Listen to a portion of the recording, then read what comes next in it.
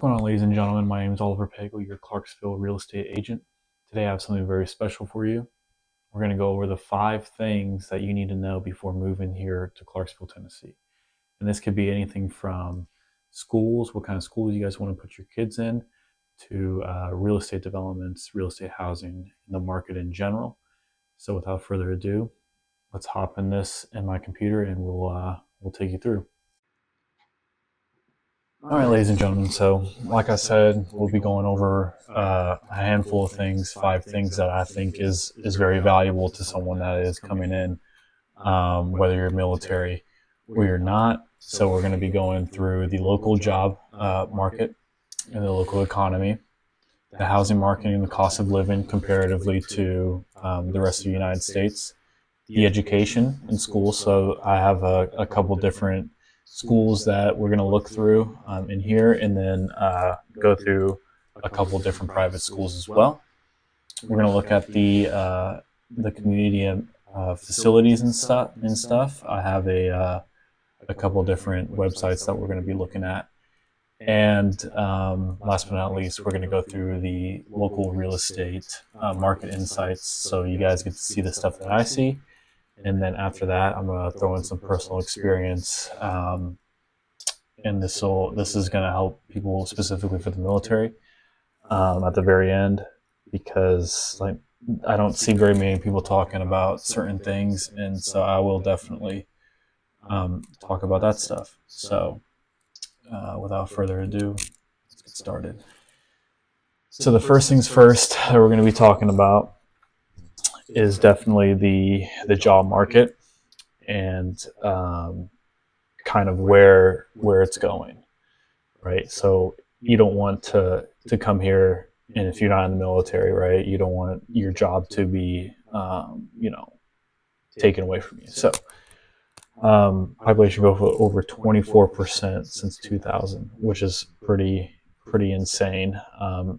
The job growth is 9.1%. So I'm looking over here. Projected growth year over year, which is absolutely fantastic. It was voted #1 best place to live in America in 2019, which is super cool as well.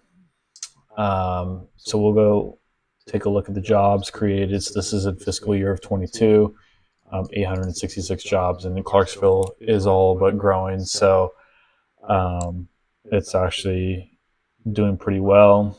You can see over the past 3 years, it's been growing steadily. In 2019 to 2020, it took a dip, probably because of things that were happening.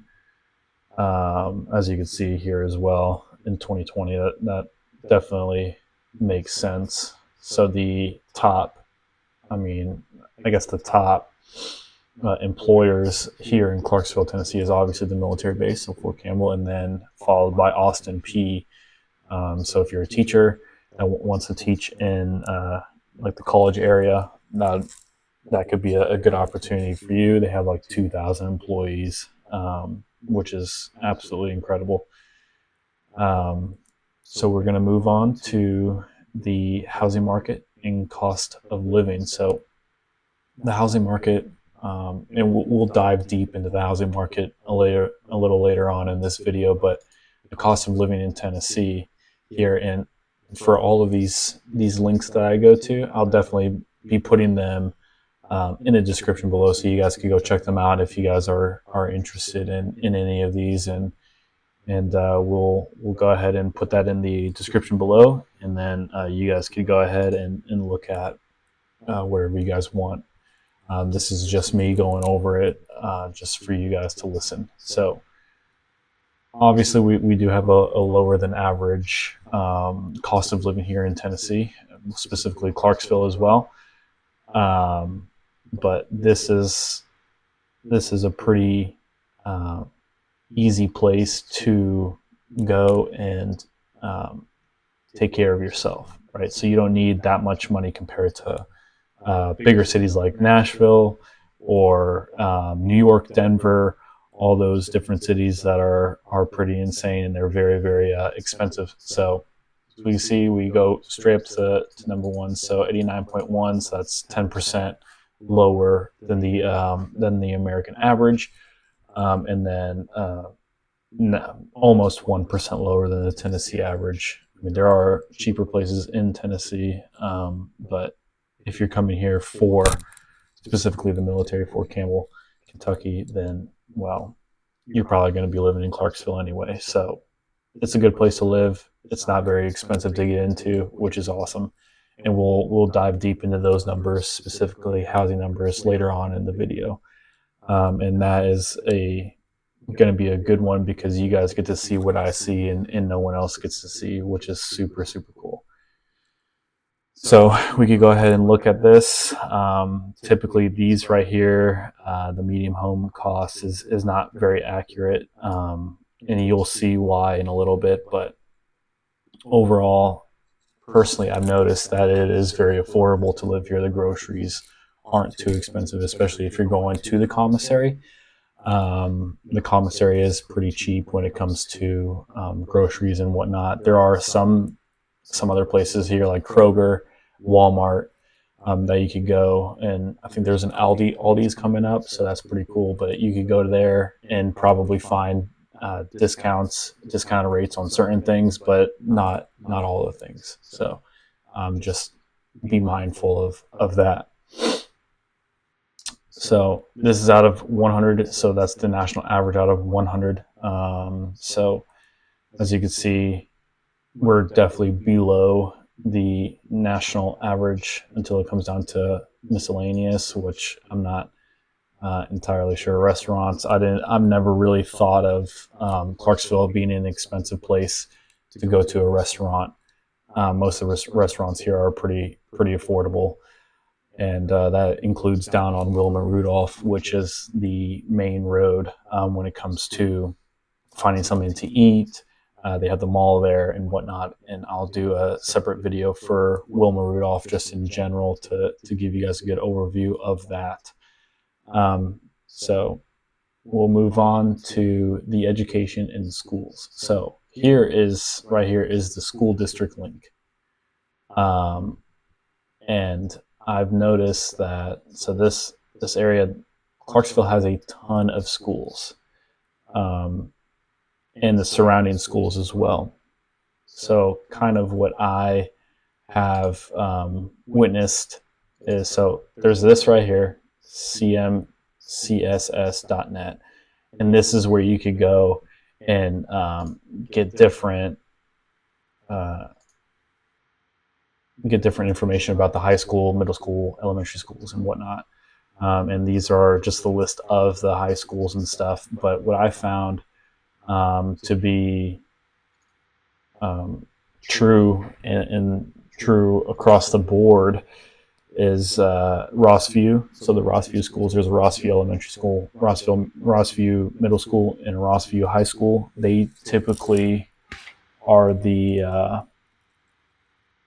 they're typically the best schools in Clarksville.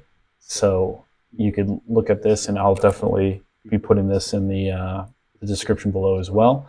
So you can just go down here, click elementary school, and take a look at what they're saying, the reviews and whatnot. And if you don't like that school, that particular school, there's a ton of schools to choose from. So just remember that you're not in a box. And also the reason why I like this website in particular is because it shows you, like, hey, best public school of high schools in Tennessee, which is super cool. It's a whole ecosystem of, let's compare schools here in Tennessee and see which one's the best. And this is not only for public schools. There are private schools here, and I have some of those, the two best private schools that I know of here in Clarksville. So this is one of them. So it's Clarksville Academy. And I'll definitely be putting this, and the second one, Clarksville Christian School, if you guys would like. So this is the #1 rated private school here in Clarksville, Tennessee, and with an A- score. And then this one, Clarksville Christian School, is the number 2 with a B plus score. So obviously they're not terribly different. I mean, one of them is more religious than the other one. But I think you would be getting a good education, depending on which one you'd really want to go for. So we'll go down to communities and amenities. So this right here is the facilities page. And this really goes into everything that you could ever want, everything you could ever know about something. Like if you're into parks and trails, right? So all of these parks, all of these parks and trails, there's different places to go. I've been to I haven't been to very many of these, but there are different parks and places that I go to a lot, like Swan Lake. I go play pickleball at Swan Lake quite often. I also ride my bike at North Ford Mountain Bike Park. And I also been here to the Heritage Park Sports Complex. So those are some really cool things if you do like golf. There are quite a few golf courses here, and it goes into different fees, where they're at, so on and so forth. And I'll definitely be linking this one down in below in the description, because I think this is going to help a lot of people out trying to figure out what to do on the weekends. And if you're a spouse or whatnot, and taking your kids out and having a good time there. So that is the community. Now let's go into the market trends. So this is something that's very, very near and dear to my heart, since I am a realtor. This is what I look for. This is what I look at pretty much every single day. And this is something that I'll help you guys out, especially since you guys don't get to see this kind of information. So let's take a look. So this right here is, let me turn down my volume a little bit. This right here is the page that I get to. So this is on the MLS. This is realtracks.com. This is the MLS that we use here in Clarksville, Tennessee, actually in Middle Tennessee, Montgomery County. So going over the market conditions. So right off the bat, you see the new listings, right? So it is up 29%, but year over year, it's down 18%. So the market is picking back up, which is good for some people, not so good for others. And I'll explain that in just a second. So the active inventory, right, is down 10%, meaning people are buying houses now. They're buying houses faster than the listings are coming up, which is good for a seller's market, not necessarily good for a buyer's market. And this is exactly what happened to me in 2020. So in 2020, I bought my house with the VA loan, so I'm pretty well versed in that. And that was when people were buying all the time. So I continuously got priced out of houses that I was looking for. So whether that was like my range was like 180 to about 200 grand. I continuously got priced out of those houses just because I couldn't afford the payments that they were doing. Like they were doing like 10 to 15 grand over asking price, 20 grand over asking price, and this was while I was still in Bullock. And obviously I didn't have that kind of money to play with, so I decided to settle on a new construction. And the new constructions are relatively cheap, but some of them do get pretty pricey, so you just got to be careful and figure out what you are actually looking for. So we'll continue going down. So the inventory is drying up, down month over month. So last month is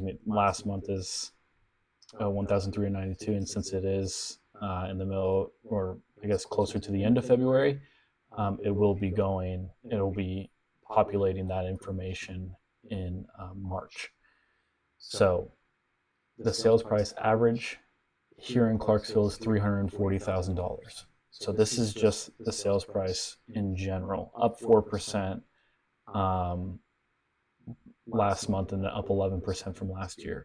So that means housing prices are going up. And what does that mean for you guys? Well, that means it's never a bad time to own a house, right? It always comes back. And with the Fed saying, "Hey, look, the interest rates are probably going to go down. They're trying to cut down the interest rates, so which is awesome for people that are buying. But the thing is, though, is when people are buying, right, less houses are going to be on the market, which means those houses that are going to be on the market are going to be very expensive compared to probably the average, right? Depending on what you're looking for, depending on what size. So when the houses on the market start to decline, those prices start to increase, right? So that's the seller's market. So if you're in a seller's market, those sellers are going to be making a ton of money,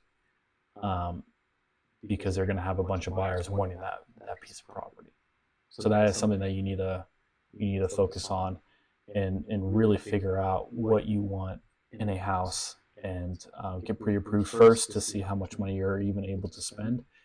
And when you are pre-approved, then we can start looking for houses. Then we can start looking at the data, the averages, and kind of filter it through there. And I can do all that on this system, which is absolutely incredible.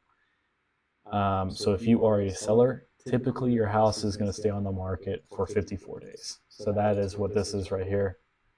January. So this is all January's stuff, not February, just January. Typically, in the market, when it comes to winter time, the seasons change, right? So when it comes to winter time, it does slow down and then picks back up in spring, summer, and then slows back down fall, winter. So that's the average sale price. This is the average listing price. So typically people do go down a little bit, but that all depends on the seller in general.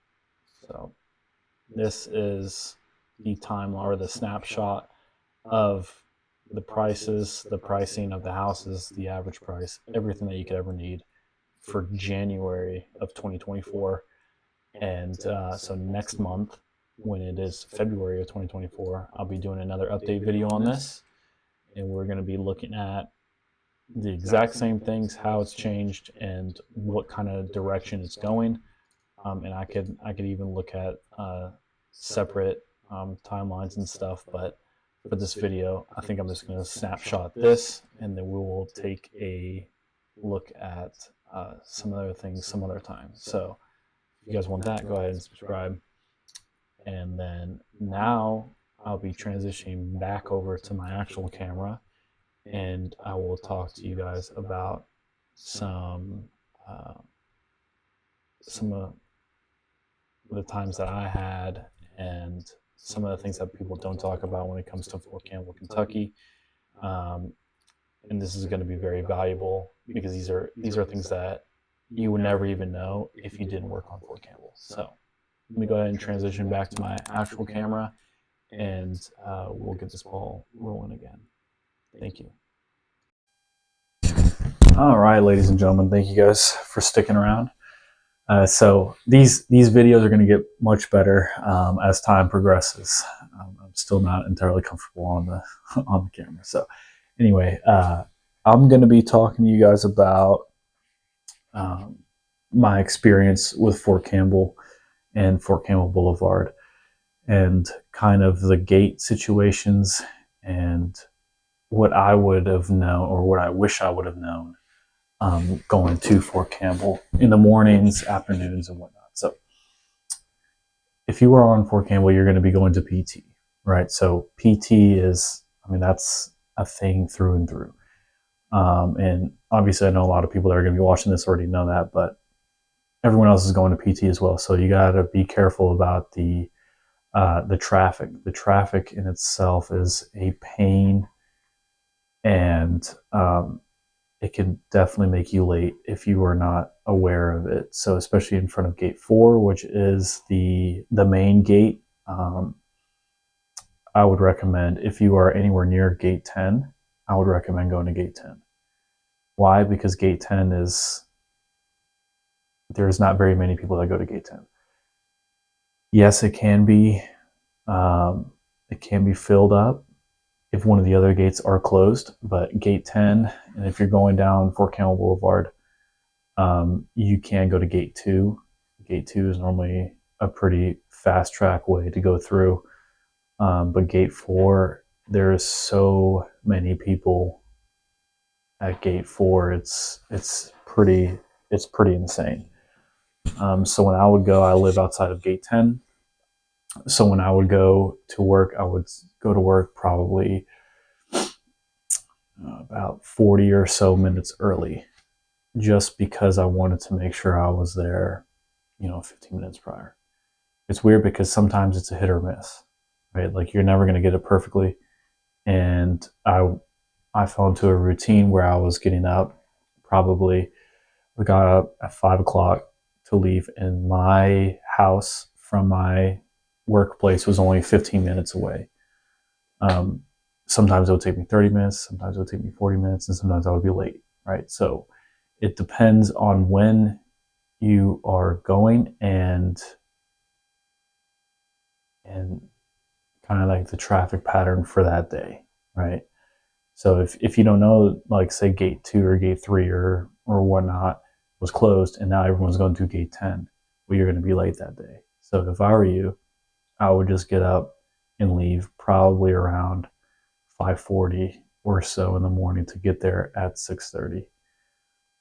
Specifically, if you live on Tiny Town, in general is a very, very high traffic area. Tiny Town in general is a very, very high traffic area. So if I were you, I would definitely leave about an hour or so, 15 minutes early, because you never really know, especially if there's a wreck. Wrecks happen on Fort Campbell Boulevard all the time. All the time. Wrecks happen, so you got to be careful with that, especially if someone ran the gate and they're shutting down the gate for however long. You never really know how long they're going to shut down that gate for, and so you're going to be sitting in traffic forever. So that is just some things that I would think about. Gate 10 is pretty good. I think gate 7 is pretty good as well. But the middle gates, I guess is 2, 3, 4, 6. Those middle gates, you should probably, if you're going to go there, you should go there early, because like I said, that traffic is pretty insane. It's even insane on Fort Campbell. So depending on what brigade you're in, whether you're first, second, or third, you could also be in SOAR 160th. They go to gate 7, but gate 7 down there's a gate for them, but it's by there. But depends on what brigade you're in as well. So take that all into account, what gate you're going through, and then consciously remind yourself that, hey, there are insane amounts of traffic here, and that I need to absolutely leave earlier than I thought I would have needed to. Because I think it surprised me when I first came here 3 years ago. It surprised me when I was like, wow, like there are a ton of people here. The roads aren't all that. It's congested, especially on Fort Campbell. It's congested.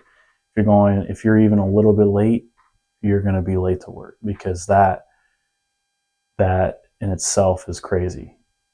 Another thing that I would really strongly advise is to really pay attention in the mornings, because when people are late, they start driving fast and they start driving reckless. So when people start driving reckless and fast and whatnot, it could cause an accident. And if I were you, you don't want to be part of that. I got rear-ended once on Fort Campbell because the guy wasn't even paying attention. So please, please, please just get up early, leave early, and make sure you get up and you leave at the exact same time, or if not a little earlier, especially if you catch wind of, hey, gate 2 or gate 3 is closed, gate 1 is closed, then you know that those other gates are going to be filled up. So that is just my recommendation to you. That is from personal experience, where there are insane amounts of people out there, and you leave 40 minutes early, when it should take you a 15-minute drive. And that is very, very frustrating. It was very frustrating for me whenever I first came here. So hopefully I could give you that advice, and you could do what you want with it. But now that you know, it's going to make your life a lot easier. So thank you guys so much for watching. I really, really appreciate it. If you guys want more videos like this, click that subscribe button down below. I'm planning on doing 2 videos a week and talking about different things that I personally experience, and some other things that like community tours, Wilma Rudolph tour, and some of the other malls that are around and whatnot. So if that is something that interests you, please, please, please just subscribe. And if you are looking to buy a house, I'll leave my contact information below, and we could definitely talk.